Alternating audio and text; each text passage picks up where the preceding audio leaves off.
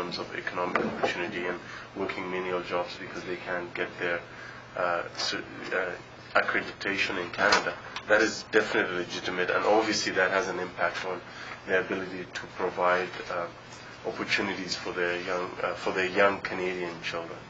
So on that level I agree, but I don't think the big picture is completely accurate in terms of classifying them as recent immigrants because they've been here for about 2 decades, if not more. So. My next question would be, does the panel think that the tools are now in place to start turning this problem around?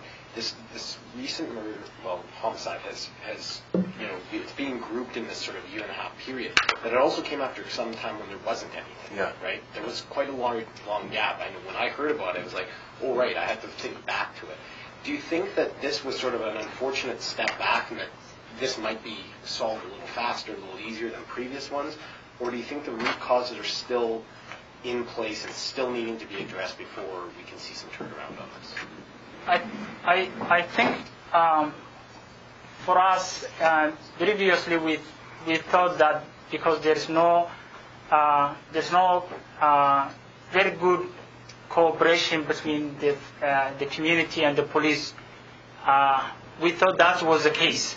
So that means the police were not getting help.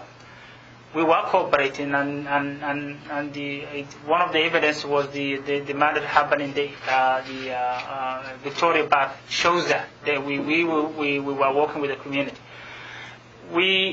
Again, sometimes you think that maybe that you better handle it. So we focus on preventing. Right now we've seen last two homicide. The issue hasn't gone away. Maybe it's subsided. So right now we are focusing on not only the preventive side, but we want to see what we can do in this issue. Those people who have who's not using the services or the part of what we're doing. So we will have a meeting among police and the community and the elected officials to compare the notes. Say what we did best, where we have it, so we will focus somewhere else, and that will give us the picture that we have to. But I'm telling you that I've seen the progress we made.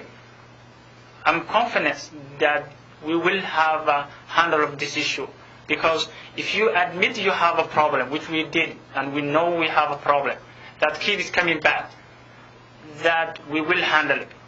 But only how we are successful is how we work together and how resourceful we are. The community is saying that the only issue that we have is the resources. Right now we're working with IMLA, and today we were expecting Councillor Sohi to be here. That shows that the level of cooperation in this issue with having our president on this issue. So I'm confident, again, with the help of the public, not only Somali community, but the public. If they will cooperate, this will be something that we handle it. Again, this time I would like to take the opportunity to thank you. Actually, we cannot do without ourselves or with the police alone.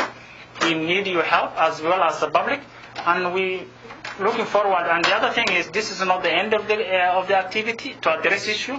There will be other events that will maybe give you better information that you asked me today, and I'm hoping that will be there. And I'd like to thank again Mr. David Collin and Mr. Thomas Kasek. Before we close, I would like to ask the director, since you mentioned it, the EPS and the Somali community leaders are cooperating each other last years, and the police have known almost every single Somali victim in the city. Did Edmonton police share with Somali leaders that there are so many Somali gang that on the street police are aware of? Do you share that information with the Somali leaders? I believe that the information sharing is two-way, and it has been shared with the Somalian community, and again reiterate what's already been said is that commend the Somali community for coming forward, because we don't have every community in the city coming forward, and again to send the message out to everybody within the city of Edmonton that may have witnessed this crime or any other crime for that matter is it's by the help of the public that we end up solving these issues. There's talk about the numbers, right? 12 in a community of 10,000. To you, obviously, you do a lot of profiling as far as what's happening in our community and who these victims are. Is that a really high number? Is that an extraordinary number? Well, I think that, again, I don't have the exact statistics in front of me, but one can only assume that many homicides is a higher number. But at the same time that's happening, we have to treat each one of these investigations individually, and when they are of Canadian Somalian descent, we always have we certainly in the recent past have had the support of the Somalian community. Correct spelling of everybody's names as well. Just want to make sure we've got that. Just spell it. Yeah, Dan Collins, DanCollins. Thomas Lukazic, Lukaszuk. Muhammad Accord, ACCORD. Ahmed Hussain, AHMED, last name HUSSEN. Thank you. Title? National President, Canadian Somali Congress. Thank you. Thank you. Do you guys have cards?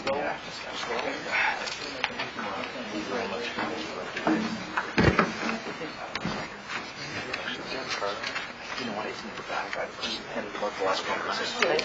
No, it's close. See you guys. Yeah.